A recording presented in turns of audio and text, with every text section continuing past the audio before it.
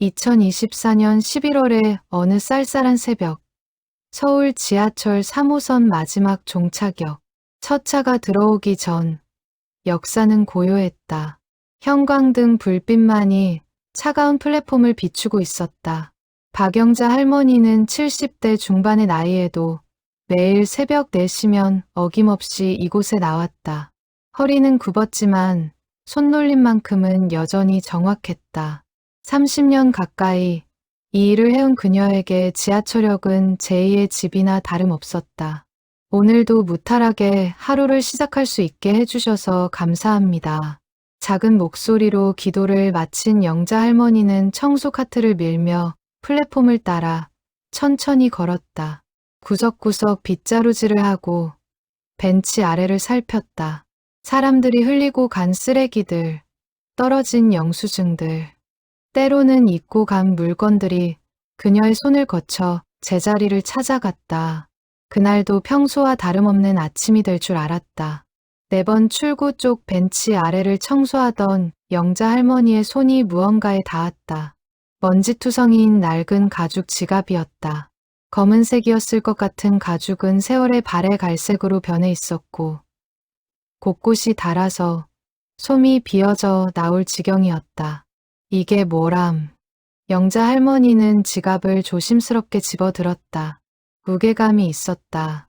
하지만 겉모습만 봐서는 도저히 귀중품이 들어있을 것 같지 않았다. 그냥 버려진 쓰레기처럼 보였다. 그녀는 잠시 망설이다가 지갑을 열어보았다. 주인을 찾아주기 위해서는 신분증이나 연락처가 필요했으니까. 하지만 지갑 안에는 현금도, 카드도, 신분증도 들어있지 않았다. 대신 노랗게 바랜 종이 한 장이 조심스럽게 접혀 있었다. 영자 할머니는 돋보기를 꺼내 종이를 펼쳤다. 만년필로 쓴 듯한 정갈한 글씨가 눈에 들어왔다. 편지였다. 민수야. 이 편지를 내가 읽을 수 있을지 모르겠구나. 아니, 어쩌면 영영 읽지 못할지도 모르겠다. 하지만 나는 이 마음을 어디엔가 담아두지 않으면 견딜 수가 없어서 이렇게 펜을 들었단다. 1974년 여름, 우리가 처음 만났던 그 도서관이 기억나니? 내가 떨어뜨린 책을 내가 주웠을 때 너는 고맙다는 인사도 제대로 못하고 얼굴만 빨개졌었지. 그때 나는 알았어. 아, 이 사람이 내 인생에 특별한 사람이 될 거라고. 우리는 매일 그 도서관에서 만났어. 책 이야기를 나누고, 꿈을 나누고, 미래를 그렸지. 너는 의사가 되고 싶다고 했고, 나는 선생님이 되고 싶다고 했어. 우리는 함께 그 꿈을 이루자고 약속했어. 하지만 민수야, 세상은 우리의 약속을 지켜주지 않았구나.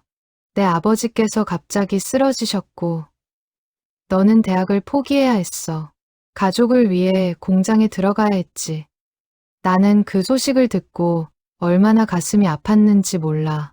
그리고 내게도 피할 수 없는 운명이 찾아왔어. 아버지께서 정해주신 사람과 결혼을 해야 한다는 것. 나는 거부했어.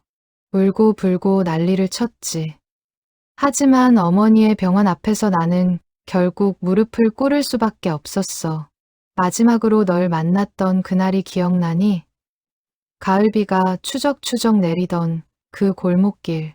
나는 차마 내 눈을 똑바로 볼 수가 없었어. 내가 괜찮아, 수진아.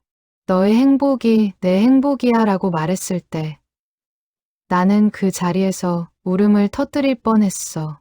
민수야, 나는 내게 거짓말을 했어. 그 사람을 사랑한다고, 그 사람과 행복할 거라고. 하지만 진실은 달라. 평생 내 마음속에는 너만 있었어. 결혼을 했어도, 아이를 낳았어도, 할머니가 되어서도. 내 첫사랑은 너였고, 마지막 사랑도 너였어. 이제 나는 많이 아파. 의사 선생님은 시간이 얼마 남지 않았다고 하시더구나. 그래서 이 편지를 쓰게 되었어. 내게 전하지 못한 진심을 평생 숨겨왔던 이 마음을 담아서. 민수야, 나를 용서해 줄 수 있겠니? 그리고 혹시 아주 혹시라도 내가 이 편지를 읽게 된다면 알아줬으면 좋겠어. 내가 얼마나 너를 사랑했는지를, 그 사랑이 얼마나 진실했는지를, 내가 행복하기를 바라. 그것이 내 마지막 소원이야. 영원히 너를 사랑한 수진이가. 편지는 거기서 끝났다. 날짜는 2023년 12월 3일이었다. 채 1년이 되지 않은 시점이었다. 영자 할머니의 손이 떨렸다. 70평생을 살아오면서 수많은 사랑과 이별을 보았지만 이렇게 절절한 사연은 처음이었다. 편지를 쥔 손에서 눈물이 떨어졌다. 그녀는 한참을 그 자리에 서서 편지를 읽고 또 읽었다. 이 편지를 민수라는 사람이 받아봐야 하는 거 아닌가. 영자 할머니의 가슴 속에서 무언가가 꿈틀거리기 시작했다. 그것은 단순한 호기심이 아니었다. 평생을 청소부로 살아오면서 늘 남의 뒤치다꺼리만 해왔던 그녀에게 이것은 누군가에게 의미 있는 일을 해줄 수 있는 기회처럼 느껴졌다. 민수 씨, 이 편지 꼭 받아보셔야 할 텐데. 영자 할머니는 편지를 다시 조심스럽게 접어 지갑에 넣었다. 그리고 청소 카트 안가장 안전한 곳에 지갑을 보관했다. 그날 하루 종일 그녀의 머릿속에는 편지 내용이 맴돌았다. 일을 마치고 집으로 돌아온 영자 할머니는 작은 원룸에서 다시 한번 편지를 꺼내 읽었다. 읽을 때마다 가슴이 먹먹해졌다. 수진이라는 여인의 절절한 사랑이 민수라는 남자에 대한 그리움이 편지 한 장에 고스란히 담겨 있었다. 어떻게 하면 이분들을 찾을 수 있을까? 영자 할머니에게는 인터넷도 스마트폰도 익숙하지 않았다. 하지만 포기할 수는 없었다. 다음 날 영자 할머니는 평소보다 일찍 출근했다. 그리고 영무실을 찾아갔다. 역장님, 제가 좀 여쭤볼 게 있는데요. 젊은 역장은 영자 할머니를 보며 환하게 웃었다. 할머니, 무슨 일이세요? 영자 할머니는 지갑과 편지 이야기를 꺼냈다. 역장은 편지를 읽어보고는 깊은 한숨을 내쉬었다. 할머니, 마음은 이해하지만요. 이 편지만 가지고는 주인을 찾기가 거의 불가능해요. 성만 나와 있고 연락처도 없고. 그래도 뭔가 방법이 있지 않을까요? 역장은 잠시 생각하다가 말했다. 한번 유실물센터에 등록은 해드릴게요. 혹시 모르니까요.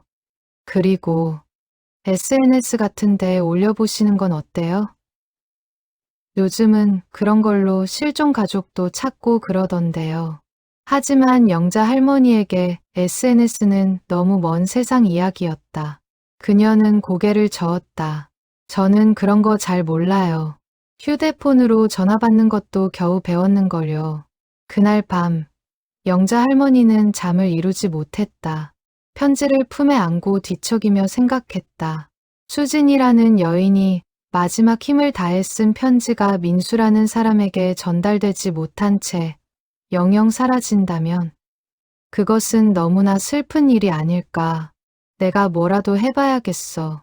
다음 날 아침, 영자 할머니는 결심했다. 비록 자신은 배움도 적고 가진 것도 없지만 이 편지만큼은 반드시 주인에게 돌려주겠다고.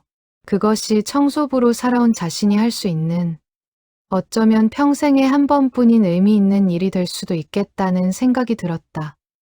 영자 할머니의 작은 도전이 시작되었다. 그녀는 미처 몰랐다. 이 작은 시작이 얼마나 큰 기적을 만들어낼지.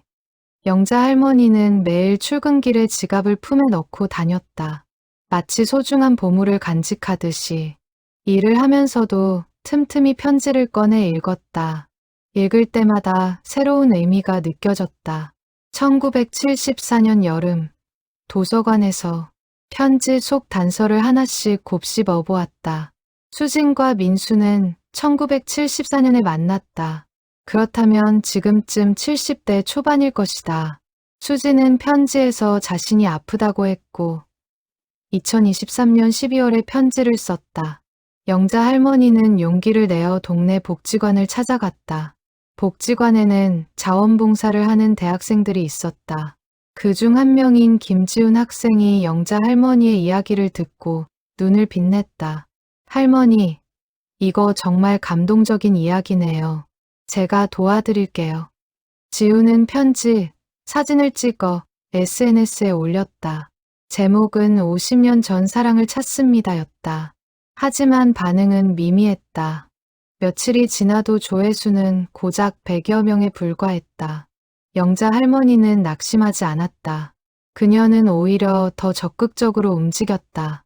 점심시간마다 역 주변 상가를 돌아다니며 사람들에게 편지 이야기를 들려주었다. 혹시 이 근처에서 오래 사신 분 아세요? 1974년에 이 근처 도서관이 있었대요. 대부분의 사람들은 고개를 저었다. 하지만 영자 할머니는 포기하지 않았다. 어느 날 역 근처 문방구를 운영하는 70대 할아버지를 만났다. 1974년이요? 그때 이 근처에 구립 도서관이 있었지. 지금은 없어졌지만 재개발하면서 다 헐렸어요. 그 도서관에 다니던 분들은 어떻게 찾을 수 있을까요? 할아버지는 고개를 갸웃거리다가 말했다. 그 시절 이 동네 젊은이들이면 다 그 도서관을 다녔지. 워낙 가난하던 시절이라 공부할 데가 거기밖에 없었거든. 하지만 지금 그분들을 찾기는 쉽지 않을 거예요. 다들 이사 가고. 영자 할머니는 고맙다는 인사를 하고 돌아섰다. 비록 민수와 수진을 직접 찾지는 못했지만 도서관이 실제로 존재했다는 사실만으로도 희망이 생겼다. 그날 저녁, 영자 할머니는 복지관에 다시 찾아갔다. 지훈 학생은 여전히 열심히 SNS 활동을 하고 있었다. 할머니, 아직 연락은 없어요. 하지만 제가 다른 방법을 생각해 봤어요. 지역 신문사에 이 이야기를 제보하는 거예요. 신문사요? 네. 이런 훈훈한 이야기를 신문사에서 좋아할 거예요. 기사화되면 더 많은 사람들이 볼 수 있잖아요. 영자 할머니는 고개를 끄덕였다. 지우는 곧바로 지역 신문사에 메일을 보냈다. 그리고 일주일 후 기적처럼 답장이 왔다. 흥미로운 이야기네요. 한번 취재해보고 싶습니다. 할머니와 인터뷰가 가능할까요? 영자 할머니는 생전 처음으로 신문 기자를 만났다. 30대 초반으로 보이는 여 기자는 편지를 보더니 눈시울을 붉혔다. 정말 감동적인 이야기네요. 제가 꼭 기사화할게요. 일주일 후 지역 신문 일면에 기사가 실렸다. 청소부 할머니가 찾는 50년 전 사랑. 기사에는 편지, 내용 일부와 영자 할머니의 인터뷰가 실렸다. 전 그냥 이 편지가 주인에게 전달됐으면 좋겠어요. 평생 간직한 사랑이잖아요. 그 마음이 헛되지 않았으면 해요. 기사가 나간 후 영자 할머니의 휴대폰으로 몇 통의 전화가 걸려왔다. 하지만 대부분 민수나 수진과는 관계없는 사람들이었다. 그저 감동적인 이야기라며 응원을 보내거나 자신의 사연을 이야기하는 사람들이었다. 영자 할머니는 다시 한번 낙심했다. 하지만 포기하지 않았다. 그녀는 더 적극적으로 움직이기로 했다. 매일 점심시간마다 역 주변을 돌아다니며 전단지를 돌렸다. 민수 씨와 수진 씨를 찾습니다.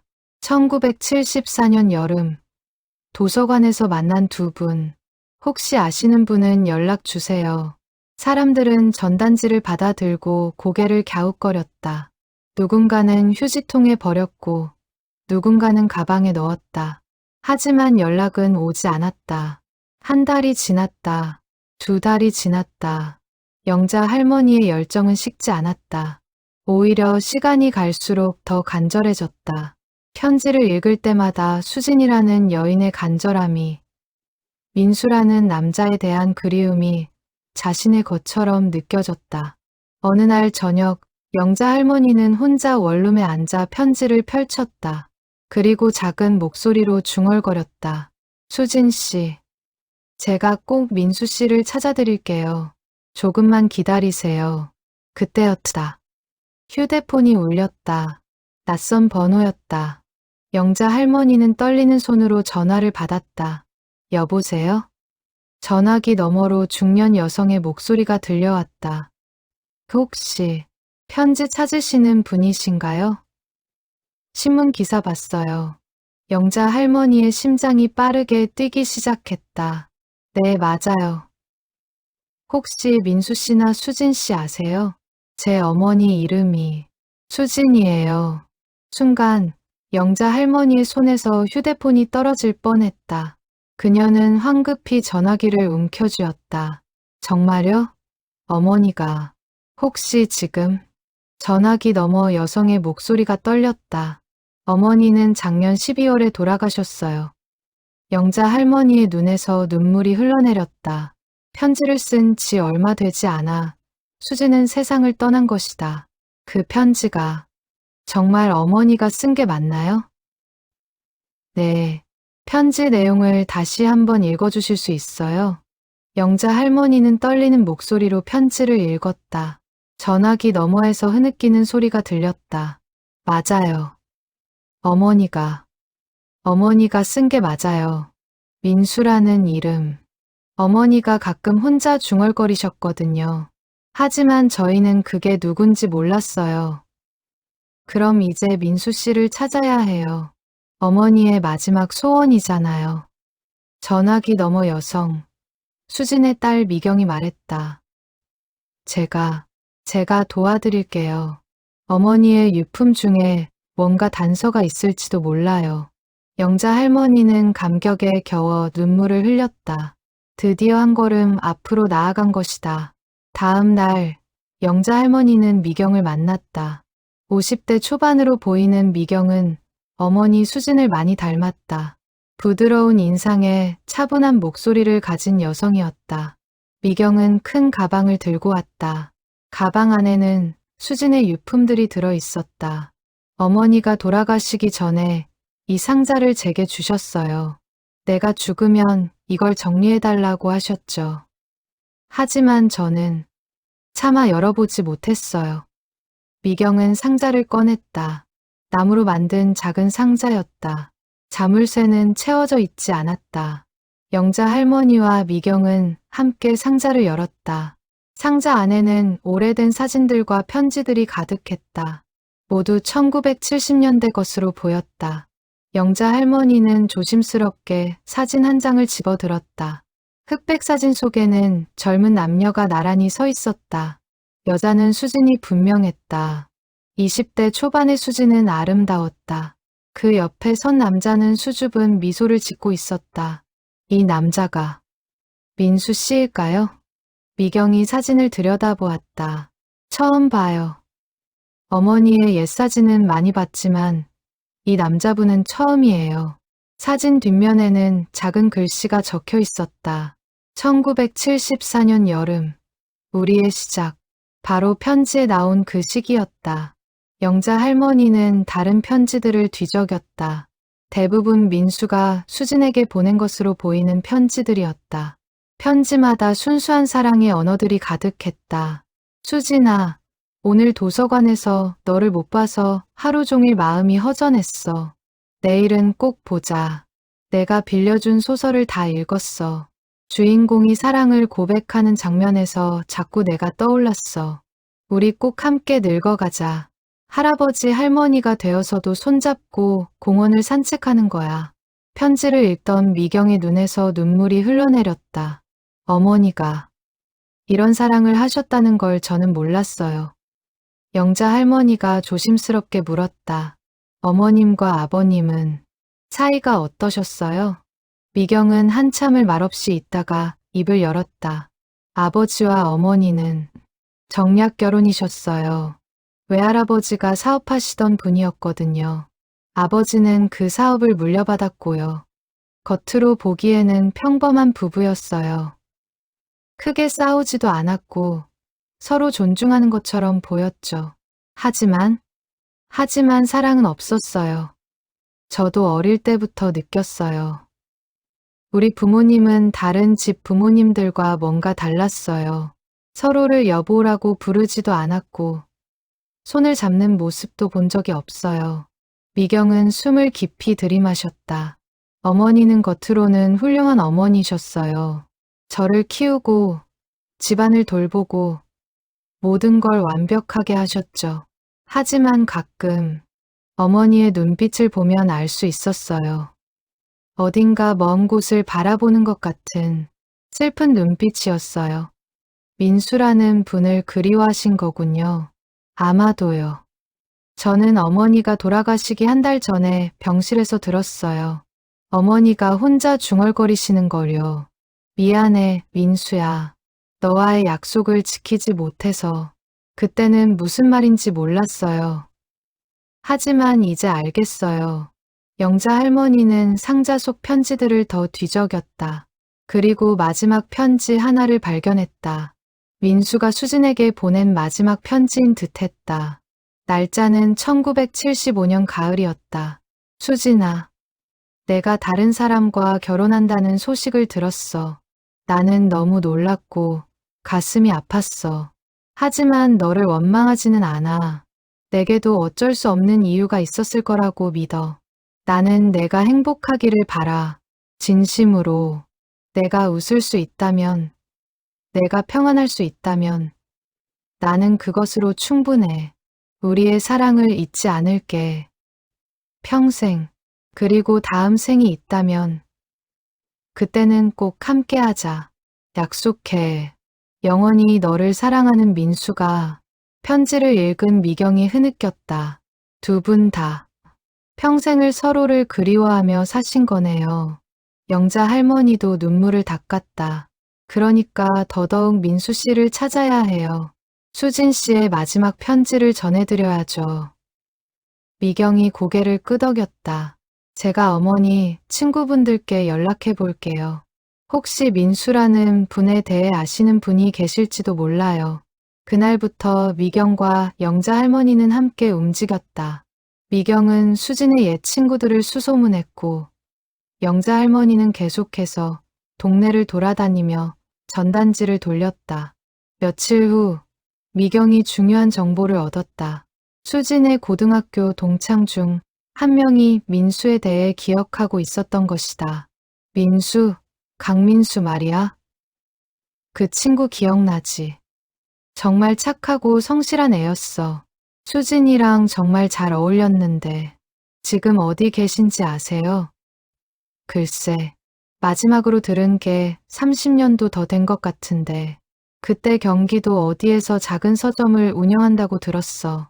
하지만 지금은 어떻게 됐을지 그래도 단서였다. 미경은 곧바로 경기도 일대의 오래된 서점들을 조사하기 시작했다. 영자 할머니도 함께했다. 제가 나이도 많은데 이렇게까지 하셔야 해요?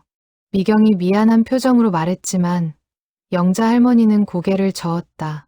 아니에요. 저도 이 일이 의미 있어요. 평생 청소만 하면서 살았는데 이렇게 누군가에게 도움이 될 수 있다는 게 얼마나 기쁜지 몰라요. 두 사람은 날마다 만나 민수를 찾아 나섰다. 경기도 곳곳에 오래된 서점을 방문했다. 하지만 강민수라는 이름을 가진 서점 주인은 찾을 수 없었다. 한 달이 더 지났다. 영자 할머니는 지치기 시작했다. 나이가 나이인지라 매일 돌아다니는 것이 힘들었다. 하지만 포기할 수 없었다. 어느 날 저녁 영자 할머니는 집에 돌아와 소파에 주저앉았다. 온몸이 쑤셨다. 하지만 마음은 더 아팠다. 정말 민수 씨를 찾을 수 있을까? 그때 휴대폰이 울렸다. 미경이었다. 할머니, 찾았어요. 영자 할머니의 심장이 멎는 것 같았다. 정말요? 네, 인천에 있는 작은 헌책방이에요. 주인 이름이 강민수예요. 영자 할머니는 그 자리에서 눈물을 터뜨렸다. 드디어 민수를 찾은 것이다. 인천의 작은 골목, 낡은 간판에 민수 서점이라고 쓰여 있었다. 영자 할머니와 미경은 서점 앞에서 한참을 서 있었다.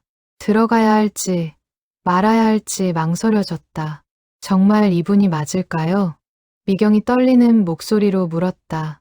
영자 할머니도 확신할 수 없었다. 하지만 여기까지 왔는데 돌아갈 수는 없었다. 들어가 봐요. 문을 열고 들어서자 오래된 책 냄새가 코를 찔렀다. 천장까지 빼곡히 쌓인 책들 사이로 한 노인이 보였다. 70대 초반으로 보이는 그는 돋보기를 쓰고 책을 읽고 있었다. 어서 오세요. 노인이 고개를 들었다. 순간 미경이 숨을 멈췄다. 유품 상자 속 사진에서 봤던 그 얼굴이었다. 50년이라는 세월이 흘렀지만 그 수줍은 눈빛만큼은 변하지 않았다. 저, 혹시 강민수 선생님이신가요? 노인이 고개를 끄덕였다. 네, 그런데요. 미경은 한참을 말을 잇지 못했다. 영자 할머니가 조심스럽게 입을 열었다. 선생님, 저희가 드릴 게 있어서 왔어요. 뭔데요? 영자 할머니는 품에서 낡은 지갑을 꺼냈다. 그리고 그 안에 든 편지를 꺼내 민수에게 건넸다. 이게 뭡니까? 편지예요. 수진 씨가 선생님께 쓴 편지요. 순간 민수의 손이 떨렸다. 그는 편지를 받아들고 한참을 그대로 서 있었다. 그의 눈빛이 흔들렸다. 수진이가 이걸? 네, 작년 12월에 쓰신 거예요. 민수는 떨리는 손으로 편지를 펼쳤다. 첫 줄을 읽자마자 그의 눈에서 눈물이 흘러내렸다. 그는 더 이상 서 있을 수 없었다. 의자에 주저앉아 편지를 읽었다. 한 글자 한 글자 정성스럽게, 서점안이 고요했다. 민수의 흐느끼는 소리만이 들렸다. 영자 할머니와 미경도 눈물을 흘렸다. 50년을 기다린 사랑이 드디어 전해지는 순간이었다. 한참 후 민수가 편지를 내려놓았다. 그의 얼굴은 눈물로 범벅이 되어 있었다. 수진이가 정말 이 편지를? 미경이 앞으로 나섰다. 저는 수진의 딸 미경이에요. 민수가 미경을 올려다보았다. 그리고 수진의 모습을 발견했다. 미경은 어머니를 정말 많이 닮았다. 수진이의 딸? 네, 어머니는 작년 12월에 돌아가셨어요. 민수의 얼굴이 일그러졌다. 그는 고개를 떨구고 한없이 울었다. 평생을 기다렸던 사람이 이미 이 세상을 떠났다는 사실이 그를 무너뜨렸다. 제가 너무 늦었어요. 영자 할머니가 다가가 민수의 어깨에 손을 얹었다. 아니에요. 늦지 않았어요. 수진 씨의 마음이 선생님께 전해졌잖아요. 민수는 한참을 울었다. 50년 동안 억눌러왔던 감정들이 터져 나왔다. 미경도, 영자 할머니도 함께 울었다. 시간이 얼마나 흘렀을까. 민수가 겨우 진정하고 입을 열었다. 수진이를 마지막으로 본 게 언제였더라. 1975년 가을이었어요. 비가 오던 날이었죠. 민수는 먼 곳을 바라보며 말을 이었다. 수진이가 결혼한다는 소식을 듣고 마지막으로 만났어요. 나는 수진이에게 물었죠. 정말 그 사람을 사랑하느냐고. 수진이는 고개를 끄덕였어요. 하지만 나는 알았어요. 거짓말이라는 걸. 왜 붙잡지 않으셨어요? 미경이 물었다. 민수가 쓸쓸하게 웃었다. 붙잡을 수 없었어요. 나는 그때 아무것도 가진 게 없었거든요. 대학도 못 갔고, 공장에서 일했고, 미래도 불확실했어요. 수진이의 집안은 부유했죠. 나 같은 사람이 수진이를 행복하게 해줄 수 있을 것 같지 않았어요. 그래서 포기하신 거예요? 포기한 게 아니에요. 수진이를 사랑했기 때문에 놓아준 거예요. 수진이가 더 나은 삶을 살기를 바랐어요. 민수는 다시 편지를 집어들었다. 하지만 이 편지를 보니 수진이도 나와 같은 마음이었네요. 평생 나를 그리워했다니. 미경이 조심스럽게 말했다. 어머니는 결혼 생활이 행복하지 않았어요. 아버지와 사랑하는 사이가 아니었거든요. 어머니는 평생 의무를 다하며 사셨어요. 하지만 마음속에는 늘 선생님이 계셨나 봐요. 민수가 눈물을 닦았다. 나도 마찬가지였어요. 결혼은 했지만 아내에게 미안한 마음이에요. 나는 평생 아내를 진심으로 사랑하지 못했어요. 마음속에 늘 수진이가 있었으니까요. 아내분은 10년 전에 세상을 떠났어요. 돌아가시기 전에 제게 말씀하셨죠. 당신 마음속에 다른 사람이 있다는 거 알았어요. 하지만 괜찮아요. 당신은 제게 좋은 남편이었어요. 그 말을 듣고 얼마나 가슴이 아팠는지 서점 안이 다시 고요해졌다. 세 사람은 각자의 생각에 잠겼다. 50년이라는 세월, 놓쳐버린 사랑, 그리고 이제야 전해진 진심. 한참 후 민수가 미경을 바라보았다. 수진이의 무덤에 갈 수 있을까요? 미경이 고개를 끄덕였다. 물론이에요. 어머니도 그걸 바라셨을 거예요. 그날 세 사람은 함께 수진의 묘소로 향했다. 서울 근교의 조용한 공원 묘지였다. 수진의 묘비 앞에 선 민수는 한참을 말없이 서 있었다. 수진아. 나야. 민수. 그의 목소리가 바람에 실려 흩어졌다. 미안해. 내가 너를 지키지 못해서. 내가 더 강했다면, 더 용기가 있었다면, 우리가 함께 할 수 있었을 텐데. 민수는 무릎을 꿇고 묘비에 이마를 대었다. 하지만 알아줘. 나는 평생 너를 사랑했어. 단 하루도 너를 잊은 적이 없어. 그리고 이 편지를 받고 너도 같은 마음이었다는 걸 알게 되어서 슬프면서도 행복해. 영자 할머니와 미경은 멀찌감치 떨어져 서서 민수를 지켜보았다. 70대 노인이 무릎 꿇고 오열하는 모습이 애처로웠다. 한참 후 민수가 일어섰다. 그는 품에서 무언가를 꺼냈다. 오래된 작은 상자였다. 이거 수진이 주려고 평생 간직했던 거예요. 상자를 열자 반지 하나가 들어 있었다. 소박하지만 정성스럽게 만든 은반지였다. 1974년 여름에 만들었어요. 수진이에게 프러포즈 하려고. 하지만 그 기회가 오기 전에 모든 게 끝나버렸죠. 민수는 반지를 꺼내 묘비 앞에 조심스럽게 놓았다. 수진아, 늦었지만 받아줘. 그리고 다음 생에서는 꼭 내가 내 손에 이 반지를 끼워줄게. 바람이 불었다. 마치 수진이 대답하는 것 같았다. 민수는 고개를 들어 하늘을 바라보았다. 구름 사이로 햇살이 비쳤다. 고마워, 수진아. 이렇게라도 내 마음을 알게 되어서 이제 나도 마음 편히 살다 갈게. 그리고 다시 만나는 날을 기다릴게. 그날 이후 민수는 달라졌다. 50년간 짊어졌던 짐을 내려놓은 것처럼 얼굴이 편안해 보였다. 그는 미경과 자주 만났다. 수진의 이야기를 나누고 옛사진을 함께 보았다.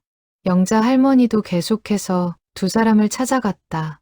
그녀에게도 이 일은 특별한 의미가 있었다. 평생 남의 뒤치다꺼리만 하며 살았던 자신이 이렇게 의미 있는 일을 해냈다는 것이 자랑스러웠다.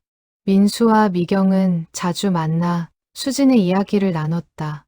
민수는 수진과 함께했던 1974년 여름의 추억을 들려주었고, 미경은 어머니의 생전 모습을 이야기했다. 어느 날 미경이 또 다른 유품 상자를 가져왔다. 어머니 방을 정리하다가 이걸 발견했어요. 옷장 깊숙한 곳에 숨겨져 있었어요. 상자 안에는 일기장이 들어 있었다. 수진이 평생 쓴 일기였다. 미경은 조심스럽게 일기장을 펼쳤다. 1975년 10월 15일, 오늘 결혼식을 올렸다. 모두가 축하해줬지만 나는 웃을 수가 없었다. 웨딩드레스를 입고 거울을 보는데 거울 속에 내가 낯설었다. 이게 정말 나인가? 이게 내가 꿈꿨던 결혼식인가? 민수야, 미안해. 나는 너와 함께 늙어가고 싶었는데, 너와 손잡고 공원을 산책하고 싶었는데, 하지만 나는 약한 사람이야. 어머니의 눈물 앞에서 무릎을 꿇었어. 제발 나를 용서해줘. 그리고 행복해줘. 내가 행복하다면 나도 이 고통을 견딜 수 있을 것 같아. 미경의 손이 떨렸다. 어머니의 진심이 일기 속에 고스란히 담겨 있었다. 1976년 3월 2일, 임신했다. 아이가 생겼다. 남편은 기뻐하지만 나는 복잡하다. 이 아이를 사랑할 수 있을까? 사랑하지 않는 사람과의 사이에서 태어난 아이를. 하지만 아이는 죄가 없다. 이 아이만큼은 온전히 사랑해야겠다. 내가 받지 못한 사랑을 이 아이에게는 듬뿍 줘야겠다. 1976년 9월 20일, 딸을 낳았다. 이름은 미경이다. 아이를 안는 순간 모든 게 달라졌다.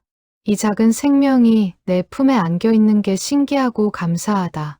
미경아, 엄마가 많이 사랑해 줄게.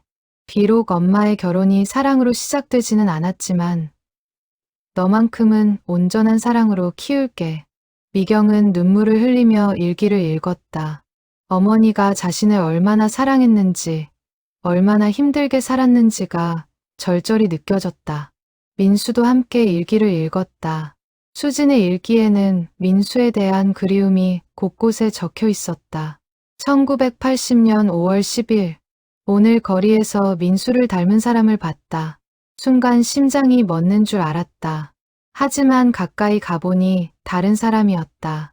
나는 왜 이렇게 민수를 잊지 못하는 걸까? 이미 결혼했고 아이도 있는데. 1985년 12월 25일, 크리스마스다. 미경이가 산타 할아버지한테 선물을 받았다며 좋아한다. 아이의 웃음소리를 들으니 위안이 된다. 하지만 밤이 되면 외롭다. 남편과 같은 침대에 누워 있어도 외롭다.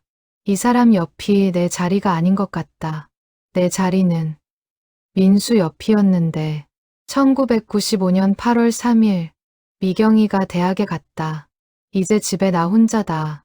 남편은 사업 때문에 늘 바쁘고 집에는 텅 빈 공간만 남았다. 가끔 생각한다. 만약 그때 민수와 결혼했다면 어땠을까? 가난했을지도 모른다. 힘들었을지도 모른다. 하지만 적어도 사랑은 있었을 텐데. 2010년 6월 15일, 남편과 대화를 나누다가 문득 깨달았다. 우리는 30년 넘게 같이 살았지만 서로에 대해 아는 게 별로 없다. 좋아하는 음식, 좋아하는 색깔, 어릴 적 꿈, 아무것도 모른다. 우리는 부부가 아니라 그냥 한 집에 사는 남남이었다. 슬픈 일이지만 이제 와서 바꿀 수도 없다.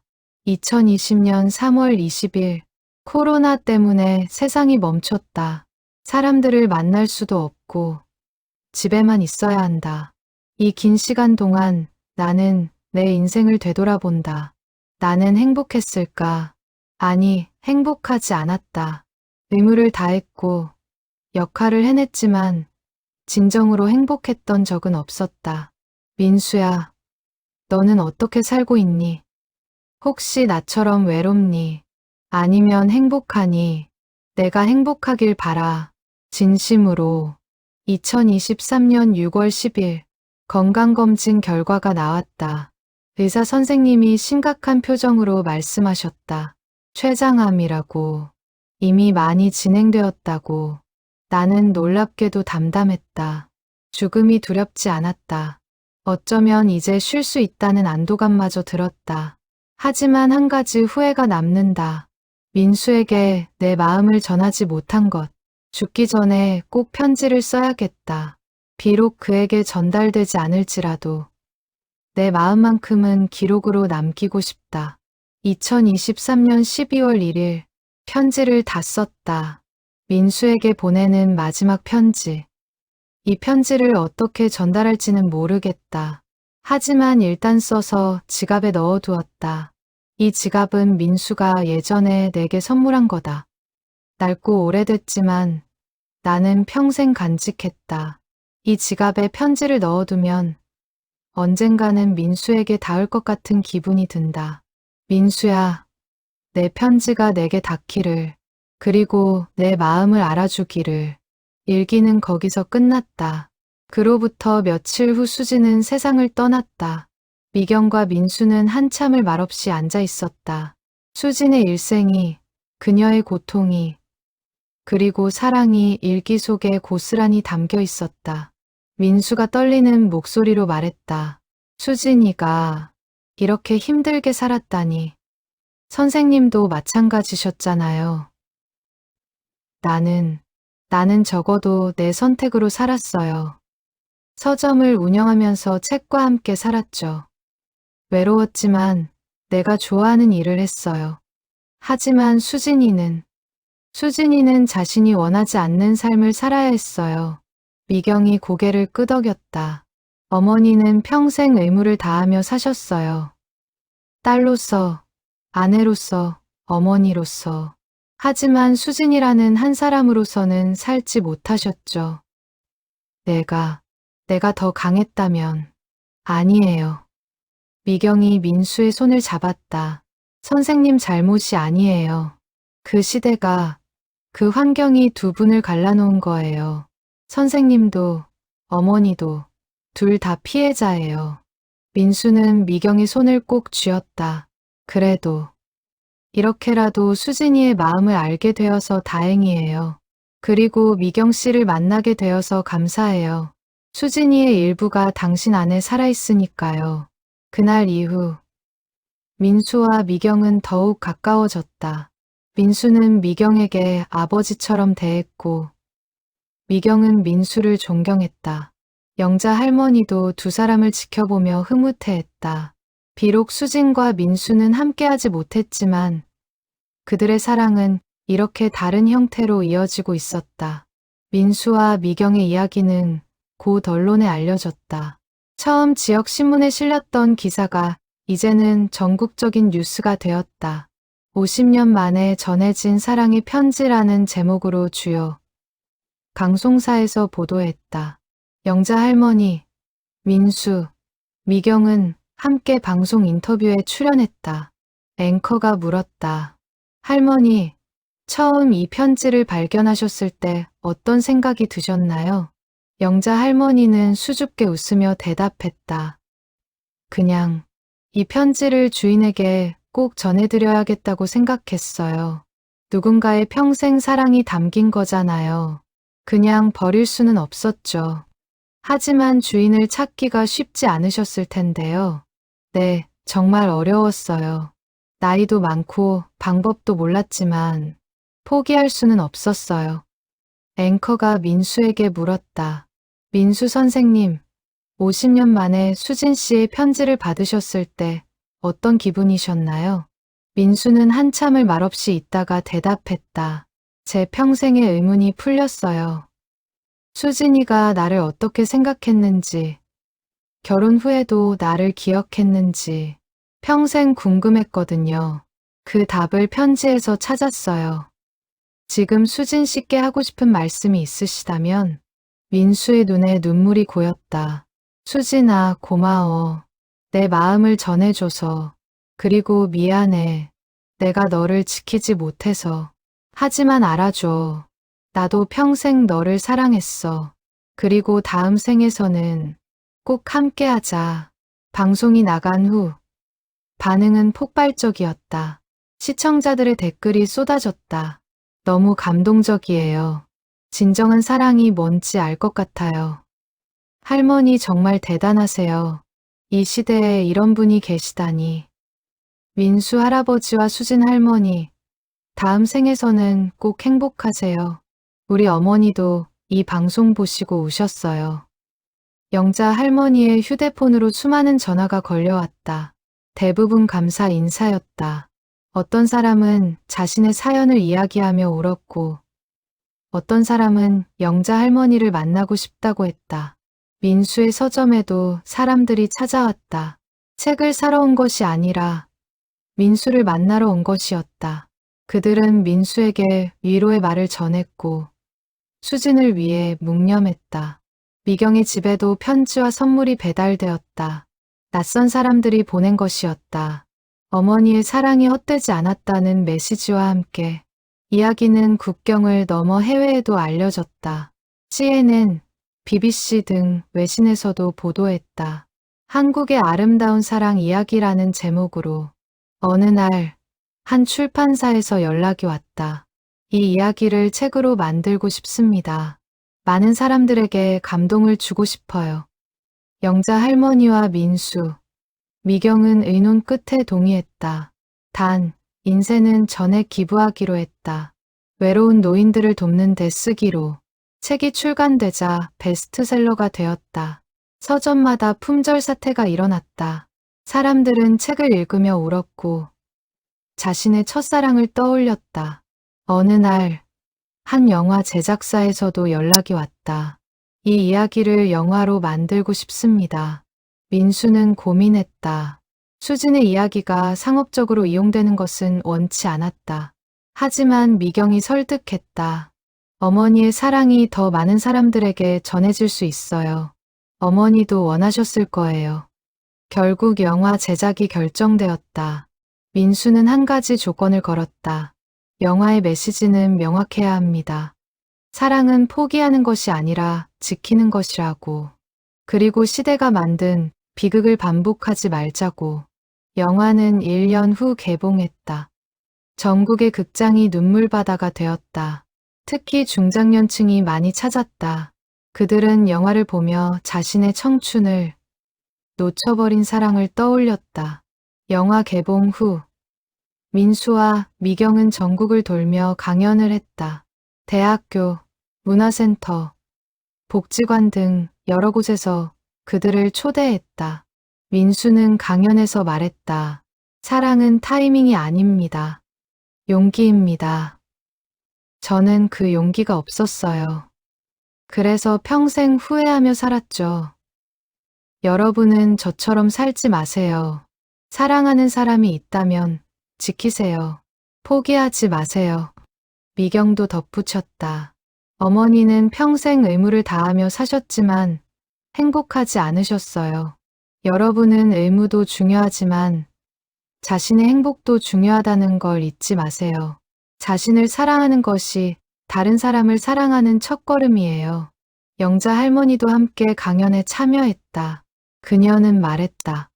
저는 배운 것도 없고 가진 것도 없는 청소부예요. 하지만 이 작은 일이 이렇게 큰 의미가 될 줄은 몰랐어요. 여러분도 작은 선행을 실천하세요. 그 작은 행동이 누군가의 인생을 바꿀 수 있어요. 강연을 들은 사람들은 눈물을 흘리며 박수를 보냈다. 그리고 자신의 삶을 되돌아보았다.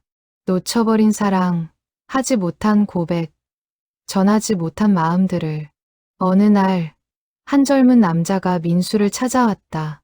할아버지, 저는 할아버지 이야기를 듣고 용기를 냈어요. 5년 동안 짝사랑하던 여자에게 고백했어요. 그리고 사귀게 됐어요. 민수는 환하게 웃으며 남자의 손을 잡았다. 축하해요. 행복하세요. 그리고 절대 놓치지 마세요. 또 다른 날, 한 중년 여성이 찾아왔다. 저는 30년 전에 헤어진 첫사랑이 있어요. 할아버지 이야기를 듣고 용기를 내서 그 사람을 찾았어요. SNS로 연락했더니 그 사람도 저를 기억하고 있었어요. 다음 주에 만나기로 했어요. 미경이 여성의 손을 잡았다. 좋은 결과가 있기를 바랄게요. 후회 없는 선택을 하세요.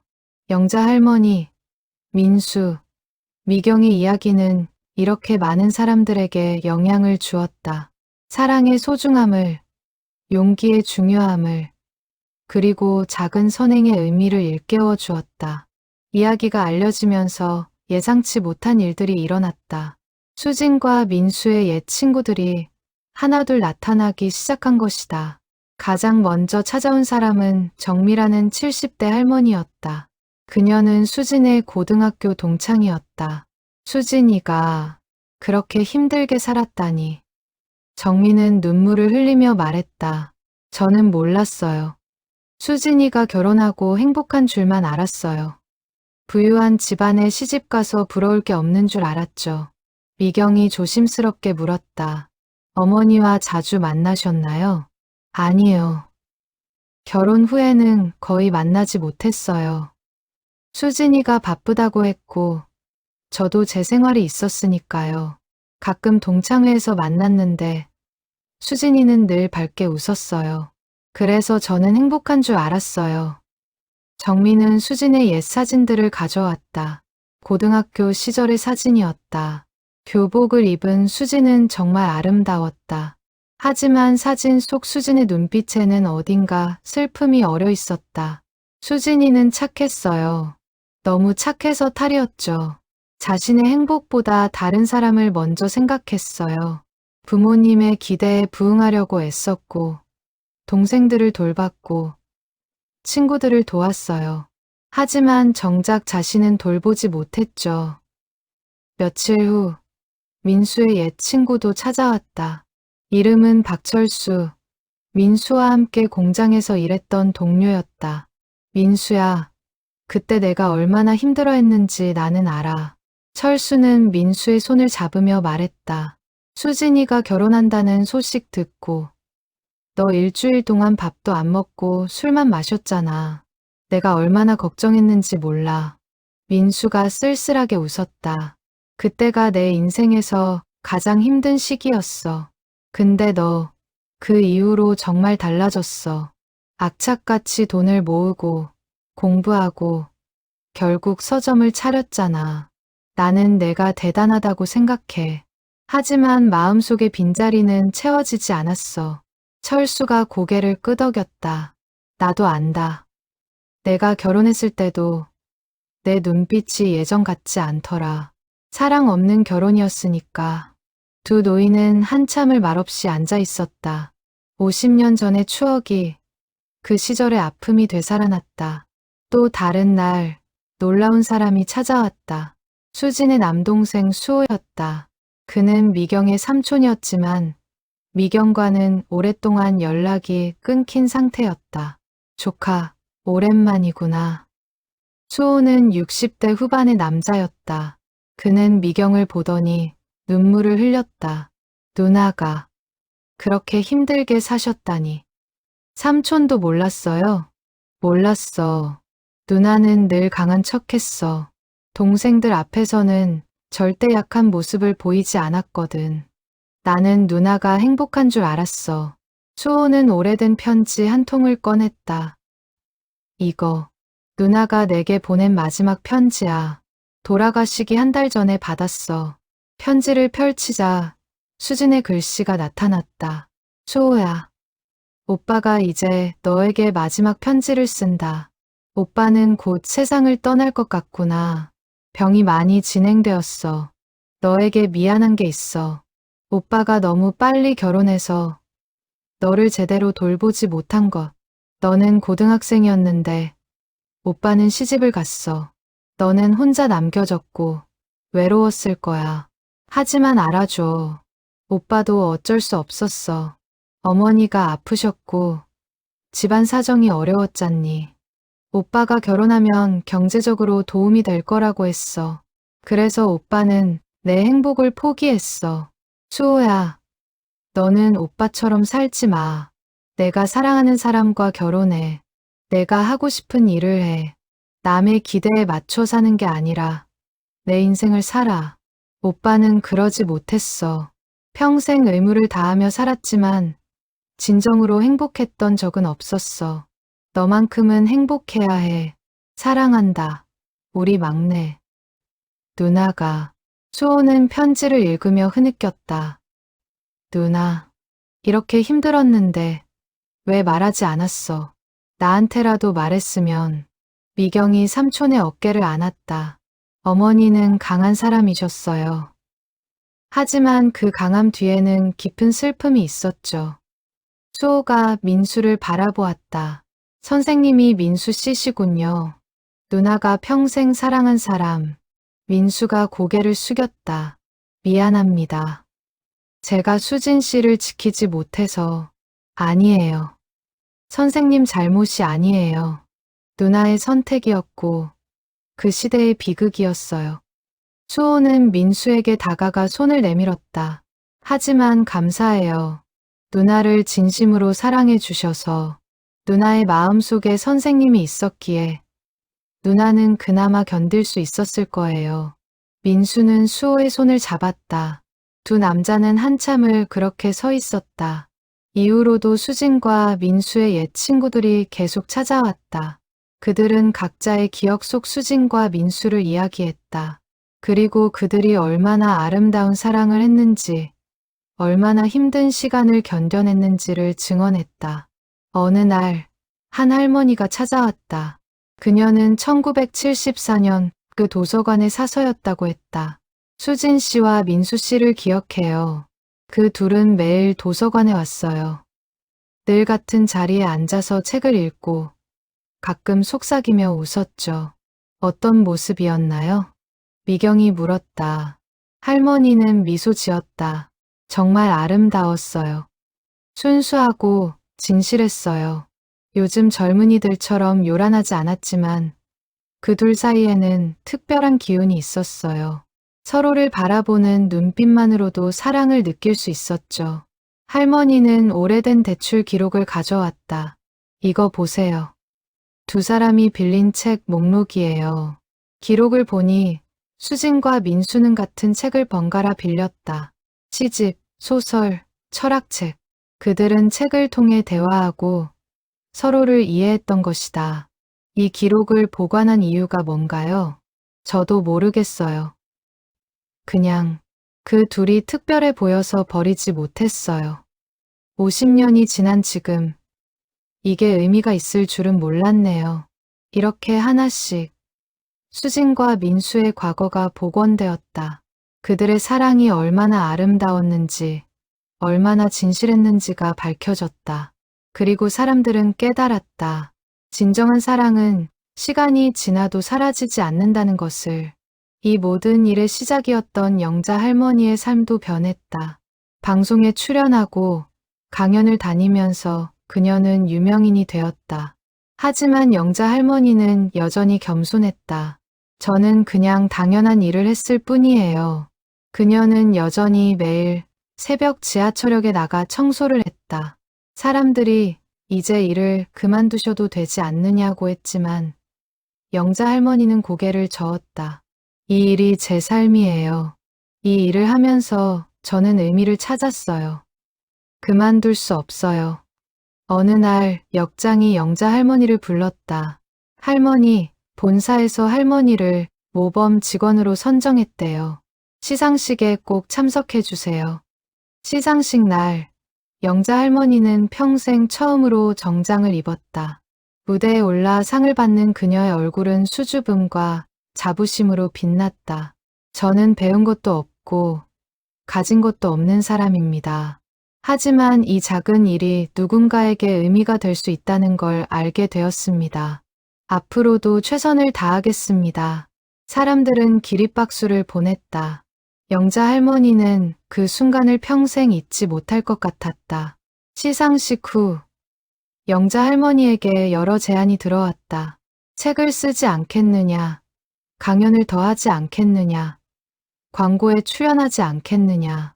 하지만 영자 할머니는 대부분 거절했다. 단 하나, 청소년들을 대상으로 한 강연만 수락했다. 요즘 젊은이들에게 하고 싶은 말이 있어요. 작은 일도 소중하다는 것, 누군가를 돕는 것이 얼마나 의미 있는지. 영자 할머니는 학교를 찾아다니며 강연을 했다. 처음에는 학생들이 시큰둥했다. 청소부 할머니가 무슨 대단한 이야기를 하겠느냐는 생각이었다. 하지만 영자 할머니가 수진과 민수의 이야기를 들려주자 학생들은 숨을 죽이고 들었다. 그리고 마지막에 영자 할머니가 한 말에 큰 감동을 받았다. 여러분, 세상에 작은 일은 없어요. 모든 일은 의미가 있어요. 청소도, 배달도, 서빙도 모두 중요한 일이에요. 그리고 여러분이 하는 작은 선행도 누군가의 인생을 바꿀 수 있어요. 절대 자신을 과소평가하지 마세요. 한 학생이 손을 들었다. 할머니, 저는 공부도 못하고 집안도 가난해요. 제가 뭘 할 수 있을까요? 영자 할머니는 그 학생에게 다가갔다. 얘야, 나를 봐. 나는 공부도 못했고 가난하게 살았어. 하지만 나는 이렇게 의미 있는 일을 했단다. 너도 할 수 있어. 내 주변을 둘러봐. 내가 도울 수 있는 사람이 분명 있을 거야. 학생의 눈에 눈물이 고였다. 강연이 끝난 후 여러 학생들이 영자 할머니에게 다가와 안겼다. 그리고 말했다. 할머니, 감사해요. 용기를 얻었어요. 영자 할머니의 영향으로 변화가 일어났다. 학생들이 자발적으로 봉사활동을 시작했다. 지하철역 청소를 돕고 독거노인을 방문하고 유기동물을 돌보았다. 한 학교에서는 영자 할머니 따라하기 프로젝트를 시작했다. 학생들이 작은 선행을 실천하고 그 경험을 공유하는 것이었다. 오늘 지하철에서 할머니 짐을 들어드렸어요. 저는 길 잃은 강아지를 주인에게 돌려드렸어요. 편의점에서 물건값이 모자란 할아버지를 도와드렸어요. 작은 선행들이 모여 큰 변화를 만들었다. 그리고 그 중심에는 영자 할머니가 있었다. 어느 날 영자 할머니의 원룸에 택배가 도착했다. 한 학교에서 보낸 것이었다. 상자를 열자 편지들이 가득 들어 있었다. 할머니께 저는 할머니 덕분에 꿈을 찾았어요. 저도 할머니처럼 남을 돕는 사람이 되고 싶어요. 할머니, 처음에는 청소부가 뭐가 대단하냐고 생각했어요. 하지만 할머니를 보고 깨달았어요. 직업에 귀천이 없다는 걸, 모든 일이 소중하다는 걸. 할머니 이야기를 듣고 용기를 냈어요. 그동안 못했던 고백을 했어요. 그리고 사귀게 됐어요. 감사해요. 영자 할머니는 편지를 읽으며 눈물을 흘렸다. 자신의 작은 행동이 이렇게 많은 사람들에게 영향을 줄 줄은 몰랐다. 그날 밤, 영자 할머니는 일기를 썼다. 평생 일기를 쓰지 않았던 그녀였지만 이 순간만큼은 기록으로 남기고 싶었다. 오늘 나는 깨달았다. 내 인생이 헛되지 않았다는 것을. 70년을 살면서 별일 없이 살았다고 생각했는데 이제 보니 내 삶에도 의미가 있었다. 수진 씨와 민수 씨의 사랑을 이어준 것, 많은 사람들에게 감동을 준 것, 그리고 젊은이들에게 희망을 준 것. 이것이 내가 세상에 남긴 것이다. 나는 이제 당당하다. 청소부로 살았지만 나는 누군가에게 도움이 되었다. 그것으로 충분하다. 다음 날 영자 할머니는 평소보다 더 밝은 얼굴로 출근했다. 그녀의 걸음걸이에는 자신감이 묻어났다. 청소 카트를 밀며 노래를 흥얼거렸다. 동료들이 물었다. 영자 씨, 오늘 기분 좋은 일 있어요? 영자 할머니는 환하게 웃었다. 응, 내가 참 행복한 사람이구나 싶어서. 시간이 흘러 1년이 지났다. 수진의 일주기가 다가왔다. 미경은 민수에게 연락했다. 선생님, 어머니, 기일에 함께 묘소에 가실래요? 물론이죠. 그날 민수, 미경, 영자 할머니는 함께 수진의 묘소를 찾았다. 묘비 앞에는 많은 꽃다발이 놓여 있었다. 수진의 이야기를 듣고 감동받은 사람들이 보낸 것이었다. 민수는 꽃을 바치고 무릎을 꿇었다. 수진아, 1년이 지났어. 그 편지를 받은 지 1년. 이 1년 동안 많은 일이 있었어. 민수는 지난 1년의 이야기를 들려주었다. 사람들의 반응, 출판, 영화, 강연. 수진의 사랑이 얼마나 많은 사람들에게 감동을 주었는지. 내 사랑이 헛되지 않았어. 수진아. 많은 사람들이 우리 이야기를 듣고 용기를 냈어. 사랑을 고백하고 소중한 사람을 지키고 후회 없는 선택을 했어. 이 모든 게 내 덕분이야. 미경도 어머니 앞에 무릎을 꿇었다. 엄마, 딸이 이제야 엄마를 이해했어요. 엄마가 얼마나 힘들었는지, 얼마나 외로웠는지. 미안해요, 엄마. 그동안 몰라줘서. 영자 할머니도 꽃을 바쳤다. 수진 씨, 저도 감사해요. 수진 씨 덕분에 제 인생이 달라졌어요. 이제 저는 자랑스러워요. 제가 한 일이 자랑스러워요. 세 사람은 한참을 묘소 앞에 앉아 있었다. 바람이 불었다. 마치 수진이 대답하는 것 같았다. 그날 저녁, 민수는 중요한 제안을 했다. 미경 씨, 영자 할머니, 제가 하나 제안하고 싶은 게 있어요. 뭔데요? 수진이의 이름으로 재단을 만들고 싶어요. 우리처럼 사랑을 이루지 못한 사람들, 경제적 이유로 꿈을 포기한 사람들을 돕는 재단이요. 미경의 눈이 빛났다. 좋은 생각이에요. 저도 돕고 싶어요. 영자 할머니도 동의했다. 그렇게 수진재단이 설립되었다. 책과 영화에서 나온 수익금 전액이 재단에 기부되었고 많은 사람들도 후원금을 보냈다. 재단은 3가지 사업을 시작했다. 첫째, 경제적 어려움으로 대학을 포기한 젊은이들에게 장학금을 지원했다. 민수처럼 꿈을 포기해야 했던 젊은이들이 다시 공부할 수 있도록. 둘째, 노년의 사랑을 응원하는 프로그램을 만들었다. 혼자 사는 노인들이 만나고 친구를 사귀고 어쩌면 사랑을 찾을 수 있도록. 셋째, 작은 선행을 실천하는 사람들에게 상을 주었다. 영자 할머니처럼 묵묵히 선행을 실천하는 평범한 사람들을 격려하기 위해 재단 설립 기념식 날 많은 사람들이 모였다. 민수가 단상에 올라 말했다. 수진이와 나는 함께하지 못했습니다. 하지만 우리의 사랑은 이렇게 다른 형태로 계속됩니다.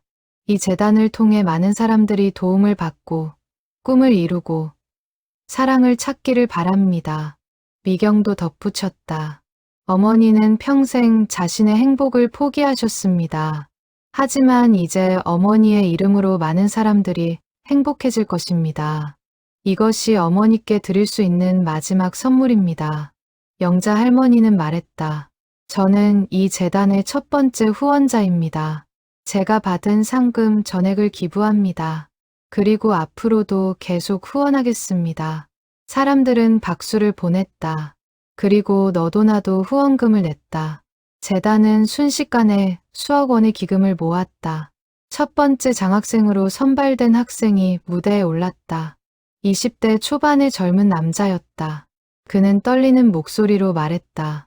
저는 고등학교를 졸업하고 대학에 가고 싶었지만 집안 형편 때문에 포기했습니다. 공장에서 일하며 돈을 모았지만 대학 등록금에는 턱없이 부족했습니다.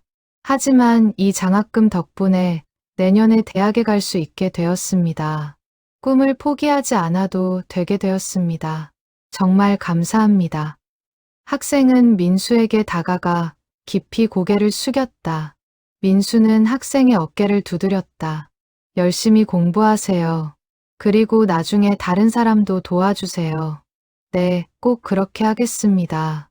그날 기념식에서 또 하나의 감동적인 순간이 있었다. 재단의 선행상 첫 수상자가 발표된 것이다. 수상자는 70대 할아버지였다. 그는 20년 동안 매일 아침 동네 공원을 청소해온 사람이었다. 저는 그냥 당연한 일을 했을 뿐인데 할아버지는 수줍게 말했다. 영자 할머니가 할아버지의 손을 잡았다. 당연한 일이 얼마나 소중한지 저도 이제 알아요. 할아버지, 정말 감사해요. 기념식이 끝난 후 민수, 미경, 영자 할머니는 함께 저녁을 먹었다. 평범한 식당이었지만 세 사람에게는 특별한 시간이었다. 우리가 정말 많은 일을 해냈네요. 미경이 말했다. 민수가 고개를 끄덕였다. 수진이가 자랑스러워할 거예요. 저도 뿌듯해요. 영자 할머니가 웃으며 말했다. 처음 그 지갑을 주었을 때는 상상도 못했어요. 이렇게 큰 일이 될 줄은. 할머니가 아니었다면 불가능한 일이었어요. 미경이 영자 할머니의 손을 잡았다. 할머니는 우리의 은인이에요. 어머니와 민수 선생님을 이어주셨고 저에게 어머니를 이해할 기회를 주셨어요. 나도 고마워요. 민수가 덧붙였다. 할머니 덕분에 수진이의 마지막 마음을 알 수 있었어요. 그리고 이렇게 의미 있는 일을 할 수 있게 되었고요. 영자 할머니의 눈에 눈물이 고였다. 고마워요, 여러분. 나 같은 사람에게 이런 기회를 줘서. 세 사람은 오래도록 이야기를 나눴다. 과거의 추억, 현재의 감사, 그리고 미래의 희망에 대해. 그날 밤, 각자 집으로 돌아가는 길에 세 사람은 같은 생각을 했다. 이 만남이 기적 같다고. 우연처럼 시작된 이 인연이 이렇게 큰 의미를 갖게 될 줄은 누구도 예상하지 못했다. 2년이 흘렀다. 수진재단은 이제 전국적으로 알려진 단체가 되었다.